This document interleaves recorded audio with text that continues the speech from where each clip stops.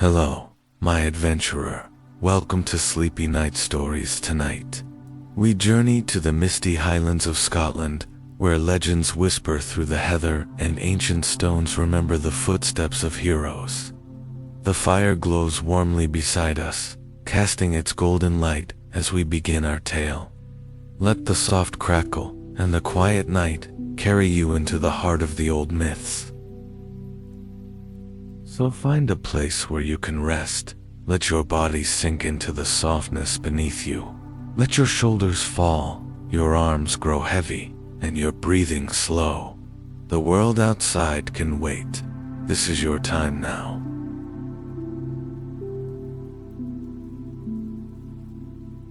Breathe in slowly and breathe out. Let each breath carry away the weight of your day. If a thought drifts in, just imagine it as a leaf floating down a quiet stream. Watch it pass without chasing it. Now, my adventurer, when you are ready, take my hand, and together we step into the story.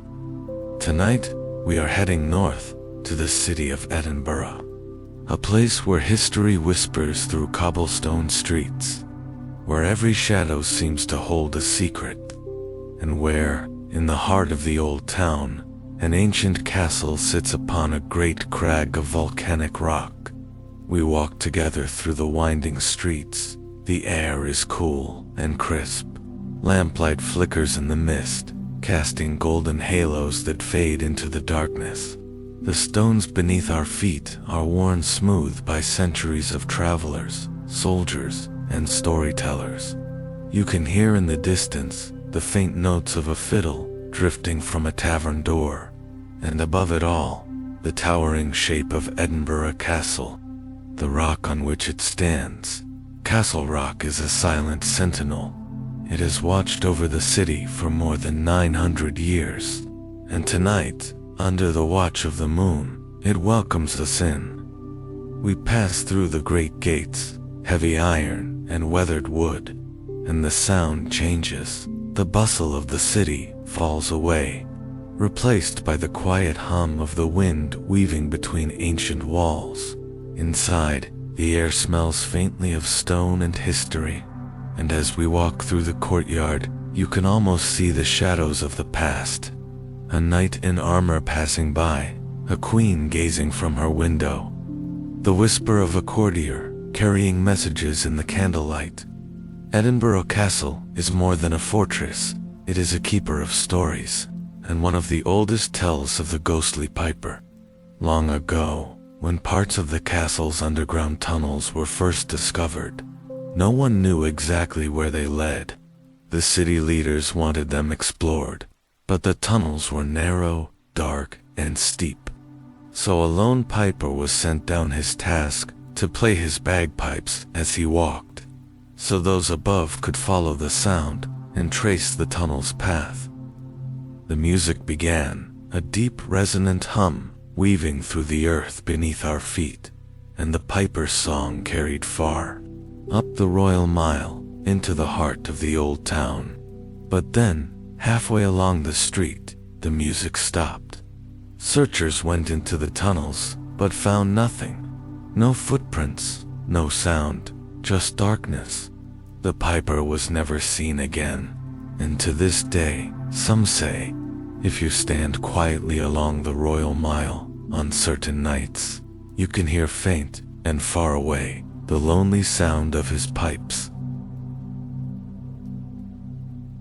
We wandered deeper into the castle, passing the great hall, its ceiling a high, dark timber frame. Shields and swords gleam faintly in the candlelight, and the air feels rich, thick with centuries of gatherings, feasts, and whispered plots. In one of the smaller chambers, Mary Queen of Scots once stayed, and here in 1566, she gave birth to her son, James, a child who would one day unite the crowns of Scotland and England. Imagine the hush of that moment. The small room lit by flickering candles, the quiet footsteps of attendants, and outside, the great stone walls standing guard against the winter wind. But my adventurer, Not all stories here are of kings and queens. Some are stranger, older, and tinged with mystery. They say beneath the castle, deep within the rock, there are chambers that have never seen sunlight. Places where the air is cold and still, and the walls hold secrets too heavy to tell. And sometimes, when the wind blows just right, it carries the faint echo of voices, speaking in a tongue long forgotten. We step back into the courtyard, the moon now high above, the city below glowing faintly, as if dreaming. And for a moment, we simply stand, listening to the soft murmur of the wind, the heartbeat of the city far beneath us. This, my adventurer, is only the first stop on our journey. From here, the road will lead us through forests, along quiet shores, and into the heart of Scotland's most enchanting legends. But for now, let us pause in the stillness, and when you are ready, we will take our next step together. We step away from the towering silhouette of Edinburgh Castle, our footsteps quiet against the old cobblestones. The mist thickens just enough to blur the lamplight, wrapping the city in a dreamlike glow. Down the narrow lanes we walk, until the hum of the castle fades behind us, and the quiet road before us opens like a ribbon into the night. Tonight, our path takes us northeast, through rolling hills and fields that stretch beneath the silver glow of the moon. Each hill crowned with the dark outline of trees, each valley heavy with the scent of damp earth. In the stillness, you can almost hear the breath of the land, a deep, patient rhythm, older than stone, older than any story we could tell. Hours pass, though here in the hush of nighttime feels as soft and fluid as the mist itself. And then, through the thinning fog, the outline appears, a grand, many-towered silhouette rising from the heart of Angus. This, my adventurer, is Glamis Castle, its stone walls glowing faintly in the moonlight, its many turrets and windows like watchful eyes, some warm with candlelight, some dark and silent. We cross the long, tree-lined drive, each branch above us woven into a tunnel of shadows and silver light. The air here feels different, older, carrying the faintest trace of wood smoke and something else, a scent you can't quite name, like the pages of a book too ancient to read.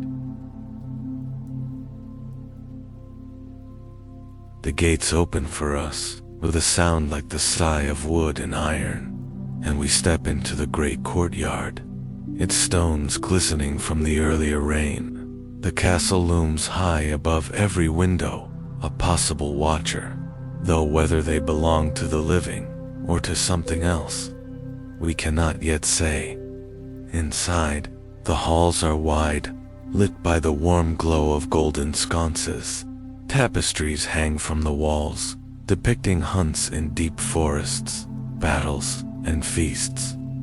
The air smells faintly of beeswax and old stone, and our footsteps echo softly, as though the walls are listening. Glamis Castle holds many stories, but one of the oldest is also one of the most mysterious. They speak here of the monster of Glamis, a child born into the family centuries ago, whose appearance was so strange, so unlike any other, that he was hidden away from the world, kept in a secret chamber deep within the castle, a room that no guest, no servant, could ever enter. The child grew, but was never seen.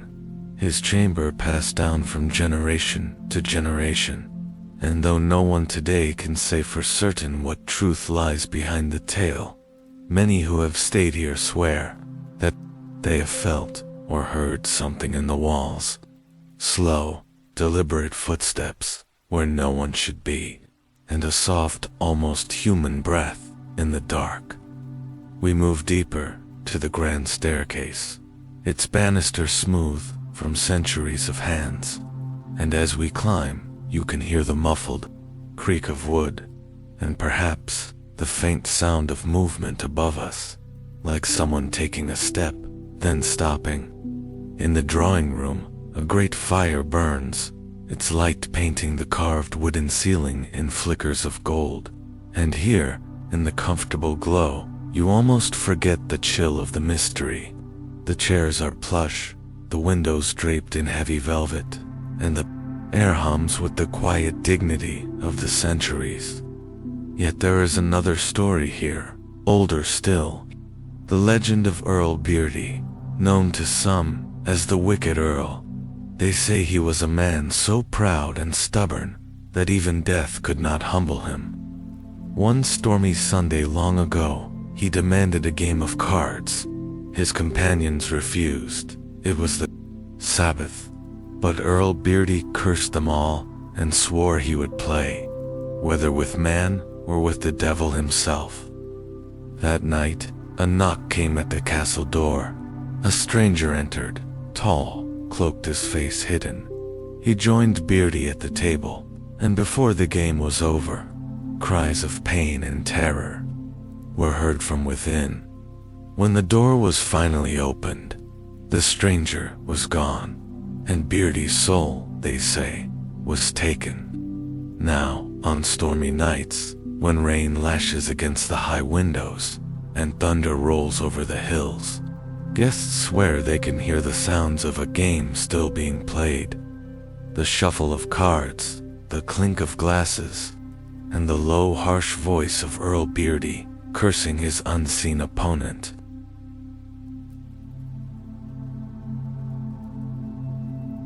We linger a while longer, wandering the long, quiet corridors, our footsteps softened by thick carpets, the shadows stretching long along the walls. And though the castle feels heavy with history, there is comfort here too, as if it wants to keep its visitors safe, despite its darker stories. Outside, the mist has thinned, revealing the sweep of gardens and trees under starlight. The air smells sweet, fresh from the rain, and somewhere far off, an owl calls into the night. We take one last look at Glamis, its many windows gleaming like stars against the dark stone, and then step back onto the path, the road ahead disappearing into the soft shadows of the hills. Our journey, my adventurer, is far from over. The night still has many stories to tell, and our next steps will lead us to the edge of the sea, where cliffs meet the restless waters, and an ancient castle watches the waves, as it has for hundreds of years. But for now, breathe in the night air, feel the ground beneath your feet, and let the quiet carry you forward. The road from Glamis winds onward, carrying us through valleys silvered by moonlight, past small villages where lamplight glows warm in cottage windows, and onward still until the scent of salt begins to whisper in the air. You'll notice it first, my adventurer, in the way the air changes, the softness of the inland breeze giving way to something sharper, cooler, scented with brine and kelp, each breath carrying the restless sigh of the distant sea. The moon rides high now, painting the world in pale light, and before us, far off, the horizon gleams with a shifting silver band. The waters of the Minch, deep and eternal, and somewhere beyond, hidden in the night's quiet, the Isle of Skye waits. We cross narrow bridges, ride along lonely stretches of road where the sea flashes briefly through gaps in the cliffs, and finally reach the edge of the land, where a small boat waits to take us across. The crossing is calm, the water smooth as glass beneath the starlight, each gentle dip of the oars sending ripples toward the dark shoreline ahead. The air is crisp, cool against your cheeks, and the rhythm of the boat, the quiet splash, the creak of wood, becomes a lullaby of its own. And then, rising from a rocky promontory above the shore, we see it, Dunvegan Castle. its pale stone walls catching the moonlight, its towers standing watch over the water as they have for more than 700 years. The approach is quiet, save for the distant call of seabirds, and as we step ashore, the faint scent of peat smoke drifts toward us from the castle's chimneys, a welcome warmth against the ocean chill. The path up to Dunvegan winds through old trees, their branches swaying gently in the breeze. The ground beneath us, soft with moss, and here and there, the pale flicker of moonlight on the loch glimmers through the leaves. At the great doors, carved from oak blackened with age, we are met by a gentle welcome, and step into halls that feel both grand and comfortingly lived in. Walls lined with portraits, each face watching quietly as we pass, their painted eyes filled with centuries of memory. Dunvegan, for all its beauty, is most famous for one treasured relic, the fairy flag.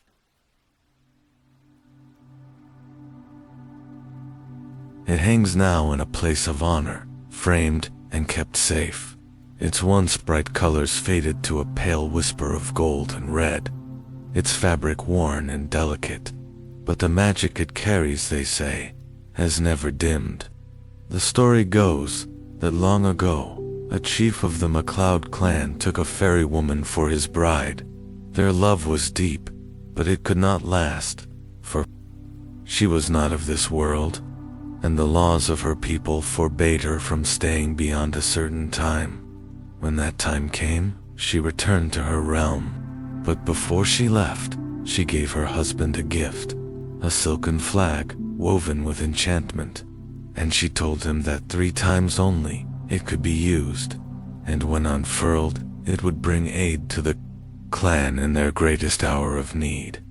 They say the flag has been used twice, once to rally warriors in battle, and once to save the clan from starvation. And so, the third and final use has never been taken, for to spend it would mean losing the last thread of the fairy bride's gift. Standing before the flag, you can almost feel its story, as though the fabric remembers the touch of hands long gone. The songs, the battles, the whispered prayers, woven into every thread. Beyond the hall of the flag, Dunvegan holds other tales, stories of gentle hauntings, of music heard where no musician plays, of footsteps in the old tower when it is locked and empty. One room, known to some as the fairy room, is said to be a place where the veil between worlds grows thin. Visitors have spoken of waking in the night to the sound of soft singing, a lullaby in a tongue no one understands, and of opening their eyes to see the faint outline of a woman by the window, looking out over the moonlit loch, her expression serene, yet impossibly sad. There is comfort here, despite the legends, a sense that this place has been, and still is, a home, filled with laughter, with songs by the fire, and with the quiet joy of those who have walked these halls for generations. Outside, we step into the night air again. The gardens are still, the flowers closed against the cool, but the scent of lavender and damp earth drifts softly on the breeze. From here, the loch stretches out before us, its surface smooth, reflecting the stars like a mirror, and far out, the faint glow of another shore, the promise of more journeys yet to come.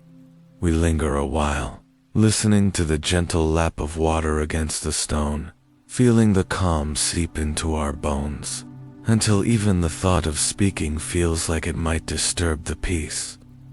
At last, we take the winding path back toward the shore, our footsteps slow, the night deep around us.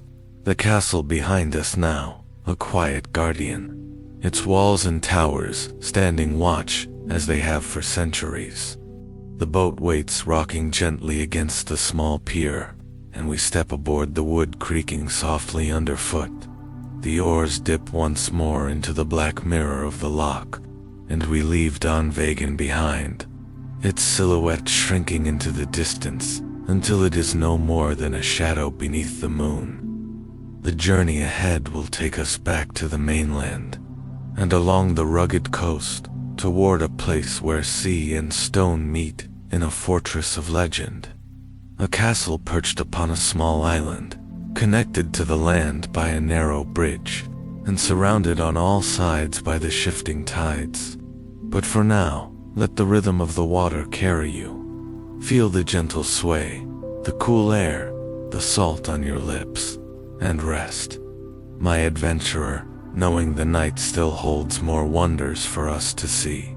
The tide carries us onward, my adventurer, from the quiet shores of Dunvegan, back across the dark mirror-smooth waters, toward the mainland once more, the oars dipping and lifting like a heartbeat in the night. The dawn comes slowly, a pale silver glow brushing the edges of the sky, and by the time our feet find solid ground again, a thin mist has curled itself over the hills, softening their shapes, hiding their crowns, as though the land itself still dreams.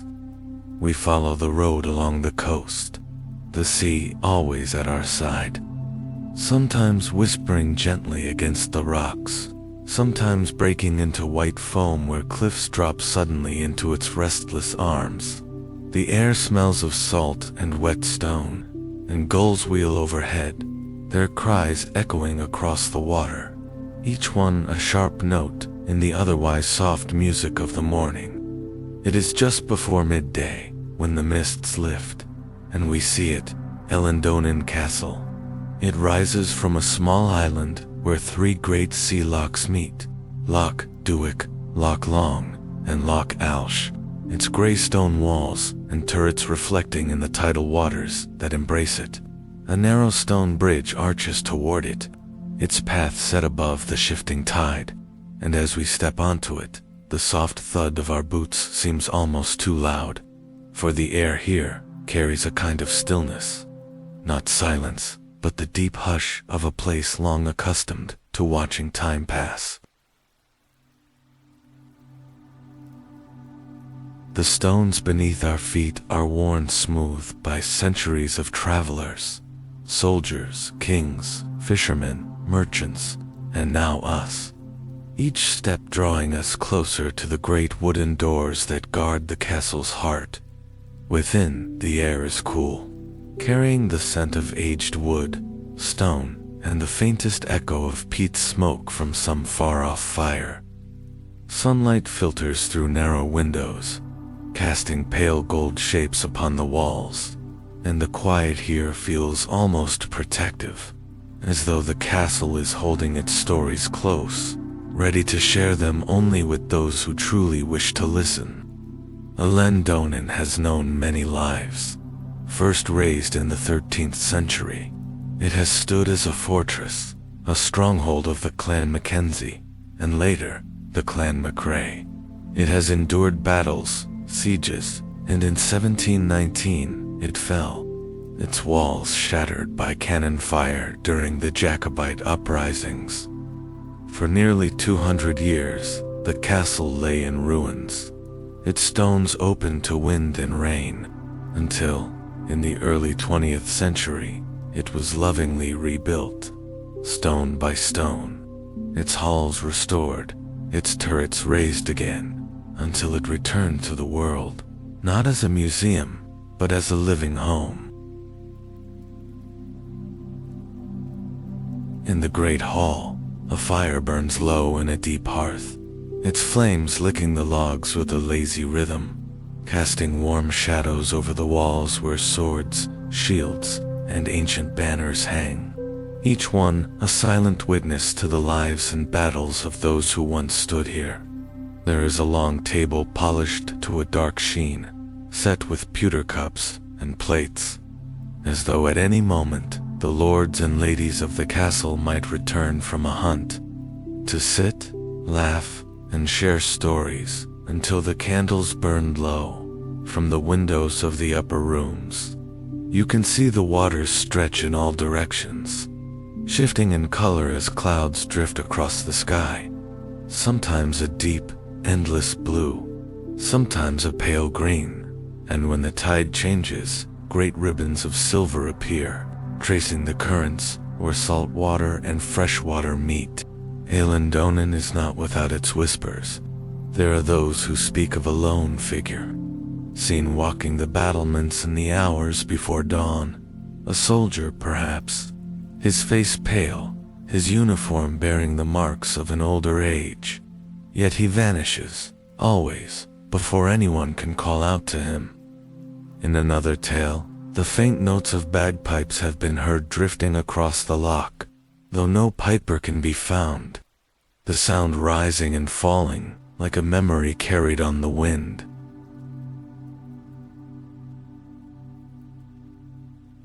We take our time exploring the kitchens with their rows of copper pans, their scent of bread long since eaten, the narrow spiral staircases that twist upward into the towers, each step creaking softly under our weight, until at last we reach the highest point. From here, my adventurer, the world feels impossibly vast. Mountains rise to the north, their slopes softened by heather. To the west, the sea stretches into forever, and below the narrow bridge curves like a ribbon toward the shore, a link between the island and the world beyond. We linger, feeling the wind on our faces, cool and steady, listening to the distant water moving through the lochs, and for a long moment, nothing else exists. Just the sky, the sea, the stone beneath our feet. When we descend, the afternoon has begun to fade, and the light grows warmer, gold spilling across the castle walls, and catching on the ripples of the water below. Outside, the tide has turned, and the loch now draws the sea away from the island, revealing dark rocks where the water had been. The air smells stronger now of salt and kelp, and seabirds gather in small groups upon the exposed shore, their feathers ruffled by the breeze.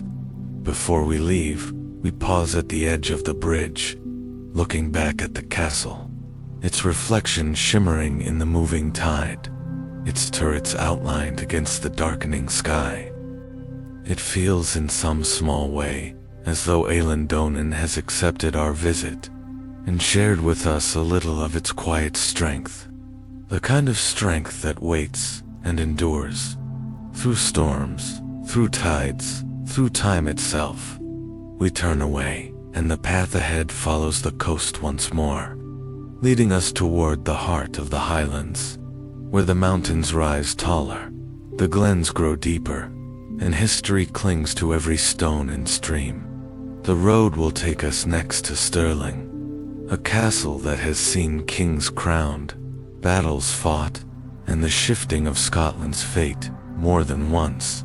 But for tonight, let us rest, for the sea air makes the body heavy with sleep, and the memory of the loch's calm still lingers in our bones.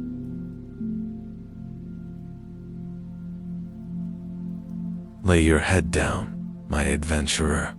Close your eyes, and let the sound of the water carry you into dreams. Tomorrow, we will stand in the shadow of Stirling's great walls, and hear the echo of the past in every stone. The morning comes quietly, my adventurer, the kind of morning that feels wrapped in a woolen blanket, where the air is cool but gentle, and the clouds move slowly across the pale sky. We leave the coast behind, the sound of waves fading, replaced by the soft crunch of our boots upon the path, and the faint rustle of wind in the grass. Ahead, the land begins to rise, rolling hills shifting towards something greater, something older. The road bends, weaving through glens where streams run silver over smooth stones, and every so often we pass a lone cottage, smoke curling lazily from its chimney. a warm promise in this cool morning air. We climb higher, the fields falling away into valleys, and then far in the distance we see it, Stirling Castle. It stands upon a great volcanic rock, its gray walls rising from the stone itself, commanding a view of the surrounding land for miles in every direction. To the north, the Highlands, wild and rugged.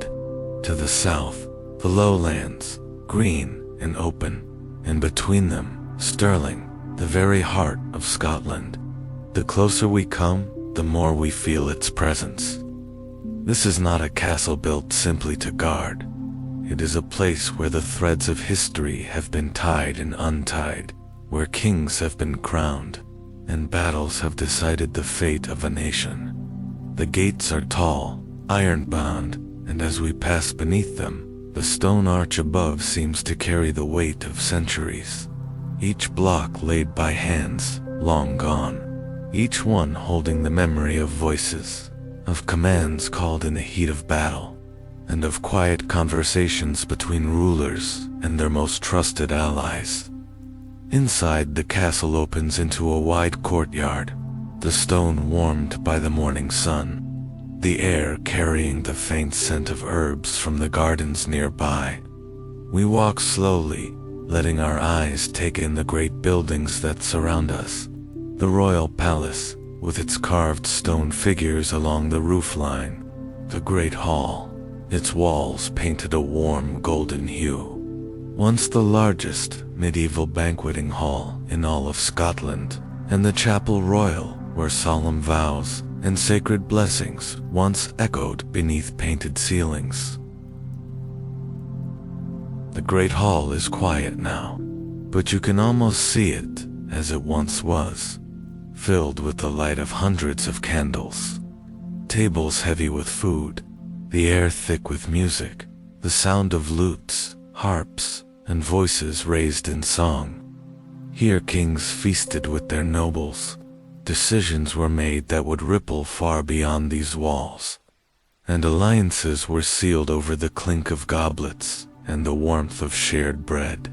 The chapel royal is a softer place, its air still and reverent, its walls once painted in bright colors, now faded but still holding their beauty.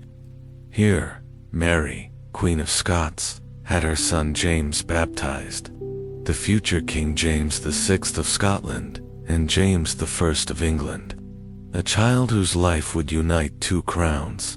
We step outside once more, the sunlight brighter now, and from the battlements, we look out across the land.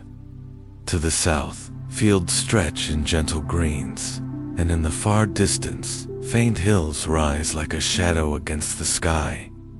To the north, the mountains begin, their slopes darker, wilder, and at their feet, the river Forth winds its silver way through the landscape. A thread connecting highland to lowland. This is where the great battles of Stirling Bridge and Bannockburn were fought, where William Wallace and Robert the Bruce led men against the might of England, where victory was not just a matter of land, but of freedom. The stones beneath our feet have felt the thunder of armies, have seen the desperate defense of walls, have heard the cries of both triumph and loss. Yet here they still stand, unbroken, steady.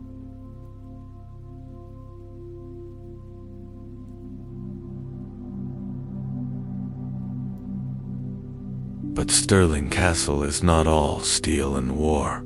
There is beauty here too, in the Queen Anne Gardens, where flowers grow in ordered beds, and the air hums with bees, in the soft tapestries that hang inside the palace, woven with rich colors and intricate patterns, telling stories of chivalry, nature, and myth. As we wander through the royal apartments, the rooms are filled with the echo of lives once lived here. Soft laughter in the corridors, the swish of fine gowns, the careful scratching of quills upon parchment. In one chamber, a carved wooden bed rests beneath a canopy, the sunlight touching its frame with warmth. and you can almost picture a queen here, resting, dreaming, planning the future of a kingdom. There are stories of spirits in these halls, of a pink lady seen drifting through the corridors, her face hidden, her steps silent. Some say she is the ghost of a noble woman, waiting for a love who never returned. Others say she is simply the memory of all who have passed here, woven into the very air. And there is the Green Lady, a maid to Mary, Queen of Scots, who, according to legend, once saved the Queen from a fire. Now she is said to walk the castle at night, her gown the color of deep forest moss, watching, guarding even still.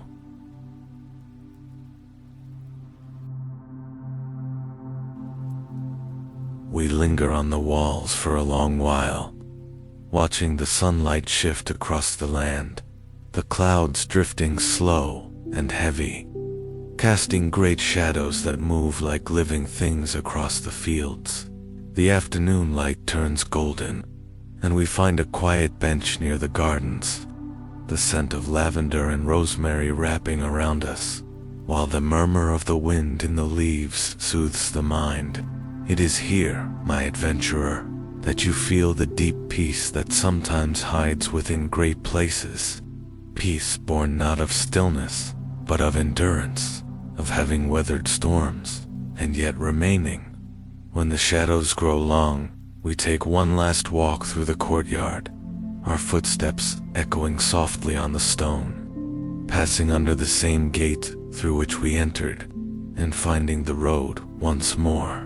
The journey ahead will lead us beyond Stirling, into lands where the hills rise steeper, and the forests grow thick and green, where lochs hide between mountains, and legends seem to move through the trees. But tonight, we rest in the shadow of the castle, its walls lit softly by the moon, its towers standing like watchful guardians against the stars. Sleep well, my adventurer, and let the strength of Stirling keep your dreams safe. The night passed quietly, the air cool and sweet, and when the first light of morning brushes the walls of Stirling Castle, we rise, packing our few things, and stepping out into the fresh, early air. The cobblestones are still damp with dew, and the sky is washed in soft shades of silver and pale blue, the kind of sky that promises a day both calm and bright. We walk slowly at first, letting the castle fade behind us, its towers shrinking against the backdrop of distant hills, until it becomes just another part of the horizon, a memory in stone. The road takes us north, the land opening wide at first, rolling fields and gentle slopes, sheep grazing lazily near dry stone walls, and here and there, a small stream tumbling over pebbles, its voice light and cheerful. The further we go, the more the hills rise, green folds lifting toward the sky, and ahead, the mountains begin to show themselves, their shapes sharp in the distance, a reminder that the Highlands are calling. As the sun climbs, the colors grow richer, the greens deeper, the shadows sharper, and the air, oh, the air, is filled with the scent of grass, wildflowers, and the faint mineral temps of stone. We pass through a small village, its cottages low and whitewashed, the smell of baking bread spilling into the street. A black and white collie lies in the shade near the doorway of a bakery, its eyes half closed in the warmth. An old man sits on a bench outside the post office, and when we greet him, he tips his cap and tells us the road ahead is long but beautiful, a road of lochs and glens, and maybe, if we're lucky, a glimpse of the red deer that roam these hills.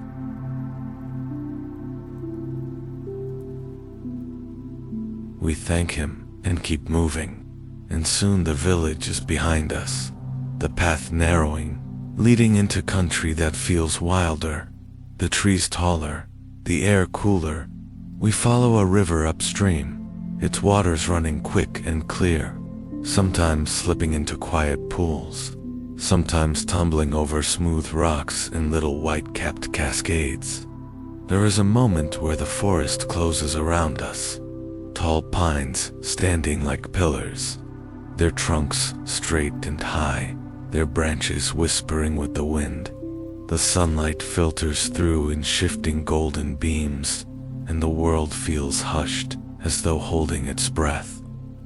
Here, in this quiet, we take slower steps, listening to the creak of the leather straps on our packs, to the soft rhythm of our boots on the pine needle floor, and to the gentle sigh of the wind above. The path begins to climb, and as we reach the crest of a hill, the view opens suddenly, and there far below, a loch lies still as glass, its surface reflecting the sky and the green slopes around it. As though the earth has placed a mirror in its heart, we stop letting our eyes drink it in. The quiet is deep here, only the faintest lapping of water at the shore and the call of a distant bird.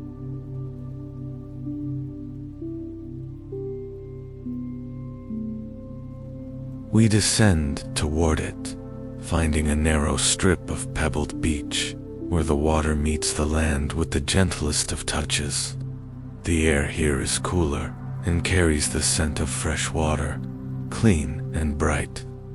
Sitting at the edge, we dip our fingers into the loch, and the chill runs up our hands. But it feels pure, as if it has carried the same cold for centuries. Untouched by time, it is easy, my adventurer, to lose time here. To simply sit, watching the slow drift of clouds above, and the way their shapes ripple across the surface. But the day moves, and so must we. The path turns away from the loch, leading us into a narrow glen, its sides steep with bracken and heather, and at its heart, a small stream trickles, its water catching the light in bright flashes. We walk for hours, the land changing slowly, the trees thinning, the air growing sharper, until the hills around us grow bold, their slopes cut with scars of rock, their peaks hidden by low, rolling mist. In the late afternoon, we crest another rise, and there, in the distance, we see our next destination. A castle smaller than Stirling, but perched on the edge of a loch, its gray stone walls rising straight from the water. This is Kilchurn Castle, its reflection lying long upon the surface, as if it, too, dreams.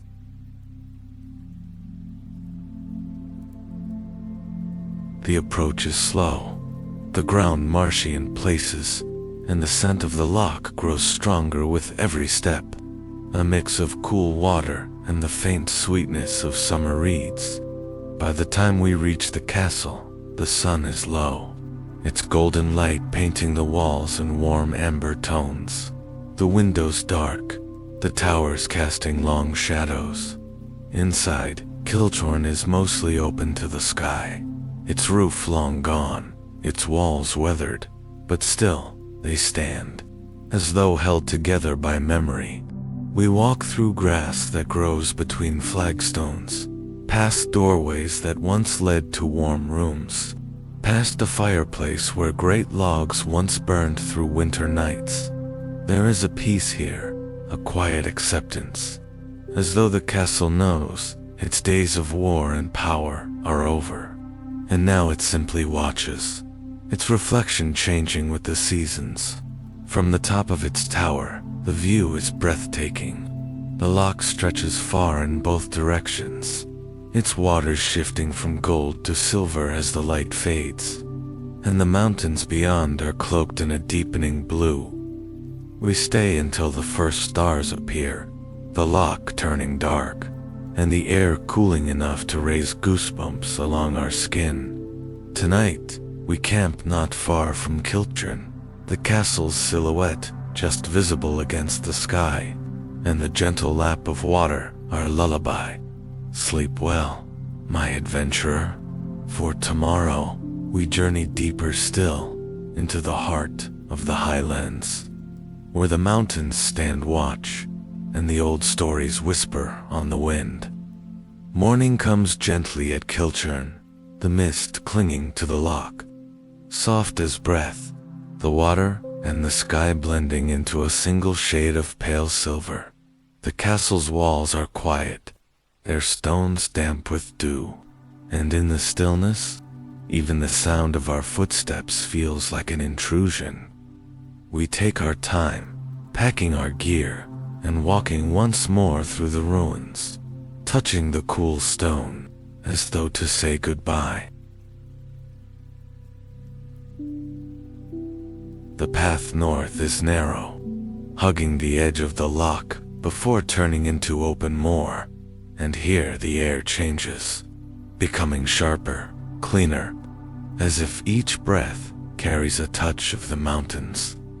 The heather is in bloom, spreading waves of purple across the hills, and between them, the dark green of pines stands tall and steady, a living wall against the wind.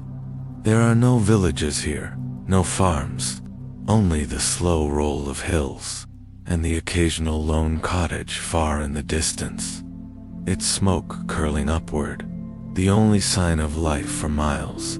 We follow the road for hours, its gravel crunching softly underfoot, and every so often we pass a small cairn of stones, some ancient, some newer, each one placed by a traveler before us, a quiet way of saying, "I was here."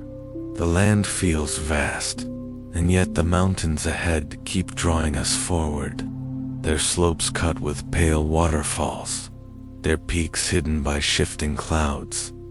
By midday, we reach a narrow bridge of stone, its single arch spanning a rushing river, the water tumbling white and fast below, filling the air with a deep, steady roar.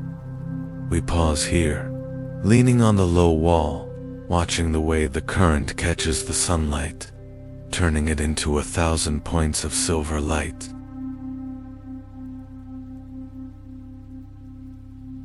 On the far side, the road begins to climb, switching back and forth across the slope, and soon the loch is far below us, a ribbon of blue between the green folds of the land. As the day wears on, the air grows cooler, the wind carrying the faint scent of peat and rain, and somewhere the distant call of a stag echoes, low and haunting. We walk until the sky begins to soften, the sun sinking behind the peaks, casting long shadows across the glen, and it is then, in that gentle light, that we see it, a shape of stone rising from a small island in the middle of a loch, its towers simple, its walls square and strong, connected to the mainland by a narrow bridge. This, my adventurer, is Ellen Donnan Castle. It is one of the most beautiful places in all of Scotland, and in the fading light, it looks like something out of a dream, its reflection perfect on the still water, as if the earth itself wishes to remember its image. We cross the bridge slowly, the water on both sides calm and dark, and the air holding that hush that comes just before nightfall. Inside, the castle is warm, lit by the golden glow of lanterns and firelight, the smell of burning peat curling in the air, and the soft sound of footsteps echoing faintly through stone halls. We wander through its rooms, each one filled with relics of the past, old swords and shields, tapestries faded by time, and narrow windows that frame the surrounding hills like paintings. In one chamber, a great wooden table stands ready for a feast, though tonight it holds only a simple loaf of bread, a wedge of cheese, and a jug of fresh water. Set out for travelers such as ourselves, we eat in silence, listening to the faint creak of the timbers and the muffled lap of the loch beyond the walls. When night falls completely, we climb the narrow stair to the battlements, and from here, the stars spill across the sky, brighter than in any city. So many they seem to breathe with the night. The lock below reflects them, turning its surface into a pool of dark light. And somewhere, far off, an owl calls once, and then again. We stay up here for a long time, our breath misting in the cold, our hands resting on the cool stone, until the firelight from the great hall calls us back inside. Tonight, we are given a small room with a heavy wooden bed, its frame carved with curling patterns of leaves and vines, the mattress deep, the blankets thick, and when we lie down, we can still hear the faint murmur of the lock through the window. Sleep comes easily here, held by the warmth of the fire and the deep, protective silence of the castle. Tomorrow, my adventurer, we will leave Alandonan and follow the winding road further into the Highlands, toward places where the wind tells stories and the mountains hold secrets older than any stone. But for now, rest. Let the lock's voice guide you, and dream beneath the watch of these ancient walls.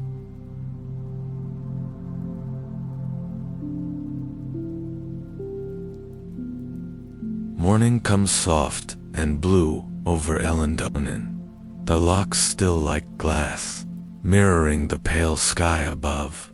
We take our breakfast by the fire, bread still warm, the butter melting slowly as it touches, and the faint crackle of the hearth wrapping the moment in comfort. The air is cool, and when we step outside, the first touch of wind carries the scent of water and pine, as if the whole Highlands has taken a deep breath just for us.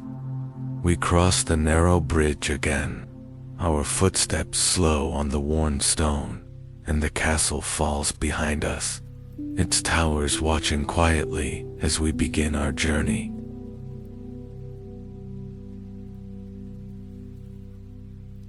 The road ahead curves through low hills, each slope scattered with heather, and here and there, a single tree stands, bent by years of wind, but still holding fast. The further we walk, the quieter the world becomes, until the only sounds are the soft crunch of gravel under our boots, and the whisper of wind through the grass. Hours pass, the land rising and falling like the surface of a calm sea, and each crest reveals another stretch of endless moor, a place where time feels slower, older. By midday, clouds gather over the peaks ahead, their edges brushed with silver, and from somewhere far off, a line of rain drapes down like a thin curtain. We follow the road until we reach a narrow glen, its entrance marked by two great stones, standing like silent gatekeepers. Inside the glen is long and deep, flanked by steep green slopes, and at its heart, a river winds gently, its water so clear that we can see each smooth stone on its bed. We stop by the bank, kneeling to drink, and the water is cold enough to startle, but it leaves a sweetness on the tongue, as though it has been filtered through the earth for centuries.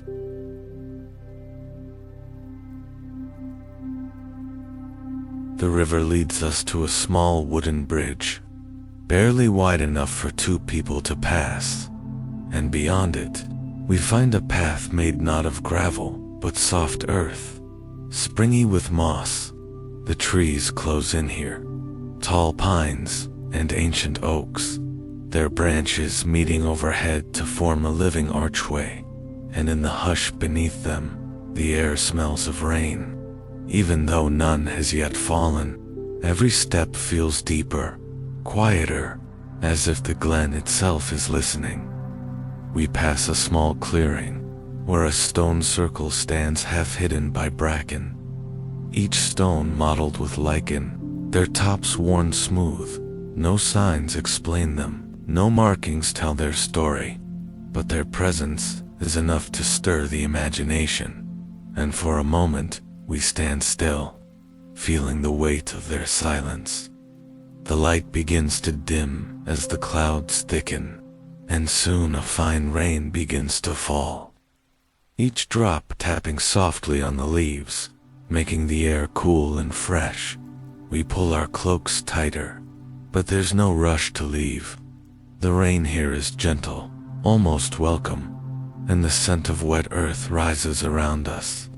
By late afternoon, we reach the far end of the glen, where the trees part to reveal another loch, smaller than the one we left behind, its surface broken only by the ripples of rain.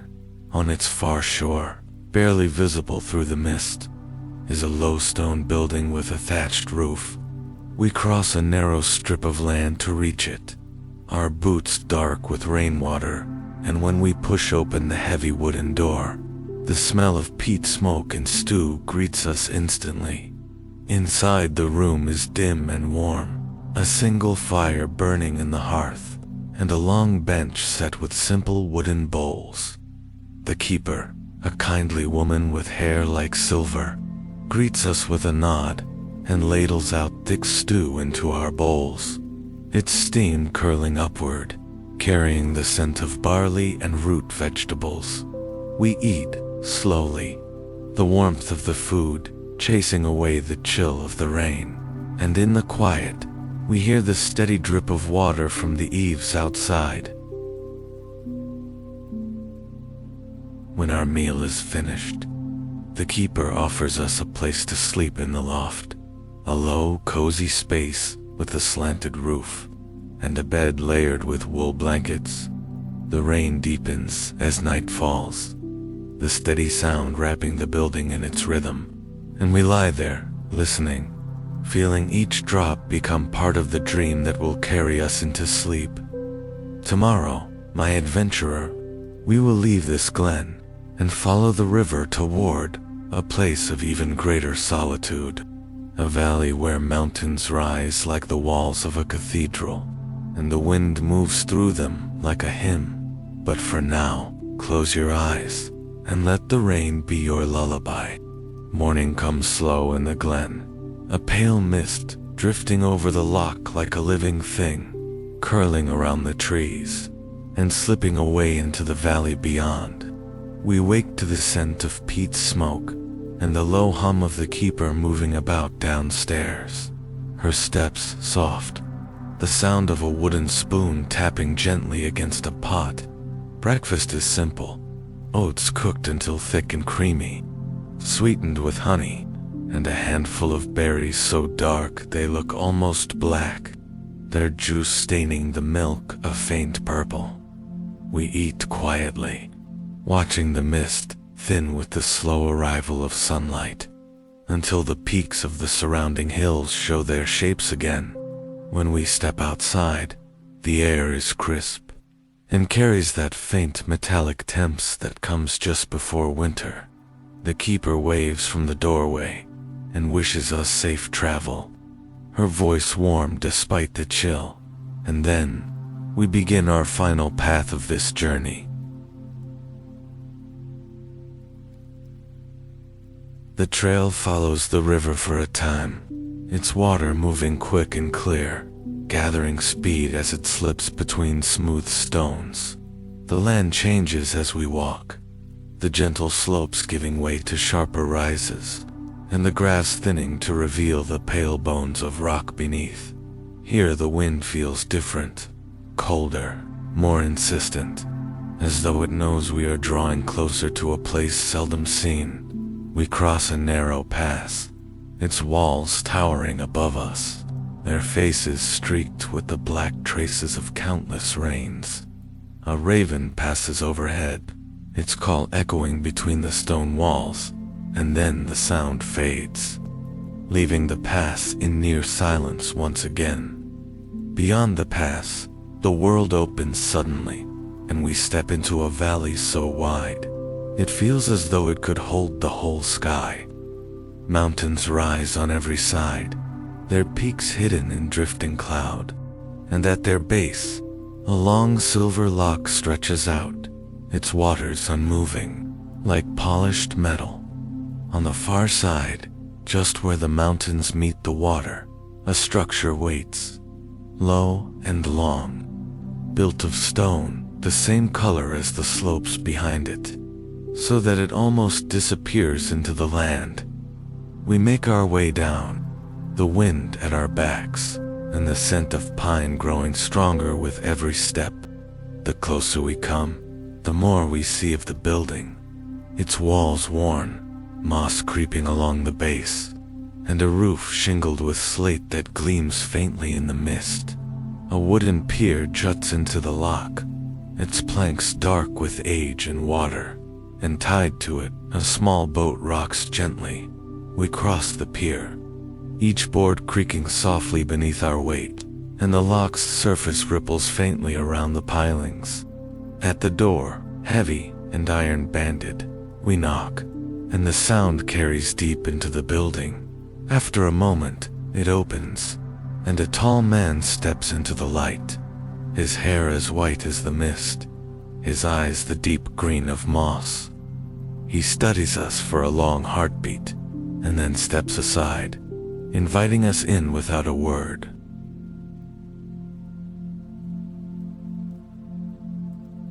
Inside, the space is long and low, a great hearth running along one wall, its fire burning slow, casting a golden glow over the stone. The air smells of wood smoke and something older, like parchment and dried herbs. The man gestures for us to sit and brings 2 cups of steaming tea, its surface dotted with small white petals, floating like snow on dark water. We sip, and the flavor is earthy, with a sweetness that blooms slowly, lingering on the tongue. When we ask about this place, his voice is low, and carries the weight of someone used to speaking little. He tells us the building was once a watchpost, a sentinel for the valley, built in a time when strangers were not always welcome. Now, it is a place of rest for those who find it, though few ever do.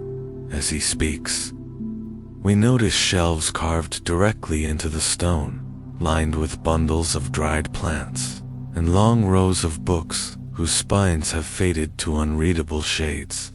The fire pops softly, and the man's words slow, until silence fills the room again. He rises, and without explanation, leads us to a narrow side door, opening it to reveal a path that runs directly along the lock's edge. We follow him, the water lapping quietly just beside us, until we reach a point where the valley narrows, and the mountains lean closer. Here, hidden in the curve of rock, is a tiny chapel. Its doorway so small we have to stoop to enter. Inside there are no pews, only a single stone altar, and a narrow slit of a window that looks out over the loch. Light spills through that window, catching the dust in the air, and for a moment the whole space seems to glow. The man says nothing, but his expression is one of quiet pride, as if he has shared something precious. When we return to the watchpost, he offers us a place to stay for the night, and we accept, knowing this will be the last bed before our road bends homeward. Dinner is simple: bread, cheese, and a thick soup that smells faintly of rosemary. We eat with the quiet contentment of travelers whose journey is nearly done, the fire warming our backs, the sound of the loch just beyond the walls. Later, when the night has deepened and the clouds part to reveal a sky full of stars, we step outside one last time. The air is cold enough to see our breath, and the loch mirrors the constellations so perfectly. It feels as though we are standing between 2 skies. We linger there, listening to the gentle lap of water and the faint rustle of the pines, until the chill finally drives us inside, in the warmth of our bed, wrapped in heavy blankets. We let our eyes close, the journey behind us like a dream. Tomorrow we will wake, and the road will lead us onward, But tonight, we rest, safe in the quiet heart of the Highlands. Good night, my adventurer, and may your dreams be filled with soft winds, still waters, and the long, gentle roads that lead you home.